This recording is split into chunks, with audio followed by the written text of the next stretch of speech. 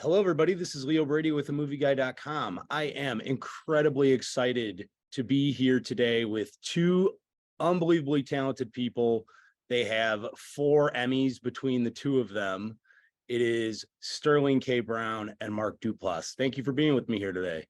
I want to thank you for being here, and I want to thank you for saying they have 4 between them, because I only have 1 and Sterling has 3, and that was super generous of you. It's like the old Bill Wennington and Michael Jordan scored 50 points together. Jordan had 48. God, listen, I see you. I appreciate you. Fruit cake coming to your house shortly. Big Luke. Love it. So guys, what a fantastic movie. Like, so bold, wild, like wasn't expecting it at all. My first question is for Sterling. When you get that script, what's your first reaction to it? And do you have sort of a little bit of trepidations getting involved with it? Or are you just like, oh, I'm in? There's trepidations and then there's, yeah, I'm in. Go through a moment like, oh my God, can I do this? And then you're like, I got to do this, because the things that scare you just a little bit are the things that you should be moving towards. Like, that's been my goal in this artistry, to do the same thing over and over again. As an artist, sometimes it becomes a little stale and tired, but to get a chance to do something and show a different color, and the fact that someone asks you to play in that sandbox and says, I see that you could do this, it's like, oh, maybe they see something that I don't even know about myself. Let me give it a shot. It was a yes after just like that much trepidation. Yeah.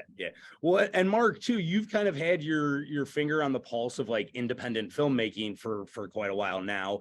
Where do you see, like, a movie like this? It's tough to sell, but yet I feel like it's like you got to tell people that this movie is daring. This movie is taking chances that not a lot of movies take today. So for you, what's sort of the, like, I know you don't want to tell people a lot about what it's about, but what's sort of the hook to make sure we get people to see this? It's such a great question. Yeah.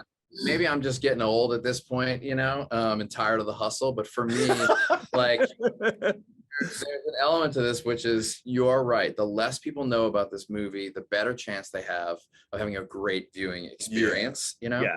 And I've had movies where we had a big marketing budget and it comes out and you feel like it's going to be a hit and it doesn't work as well as you want. And then I've had like tiny little movies that I made for $500 on Netflix turn into these movies that catch audiences. So I have a firm belief that audiences find the movies that are right for them, that they want to find.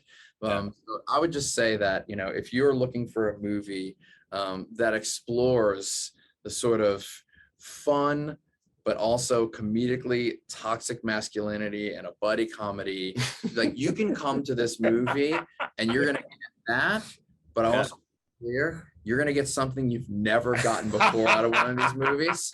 And I think that you will come out of this theater either loving it or hating it. You will not come out of this theater thinking, yeah, it was okay. It was Right. Another Biodope movie, So right. That very clearly. Oh my God. Yeah. It creates great conversation, I feel like. Well, and so talk about like working with the director, Mel Eastland. She, like, the 3 of you are just together. Sterling, you talked about playing in that sandbox. How was it really creating chemistry between all 3 of you to get the movie right? They have chemistry. They've been working together. How long has Mel been running the company? Mel's been running my company for 10 years. For 10 years. We're tight. They know each other real tight. And so for me, it's kind of like being like water, trying to see where I fit in and could make a contribution or whatnot. But they made it really easy. Like, I felt like family from the beginning. And that was a credit to them. What Mark says about like being able to take something so far, he has incredible confidence in what he is able to do. And he has an egolessness that says like, all right, now I need someone else to sort of fill in spots where I can't. And I can play the tambourine like nobody's business. Like, I can let other people go out and do their thing. It was like, here's a side, I can jazz this up a little bit. So I'll just try to jazz up where I can. It was easy. The whole thing, fast, quick.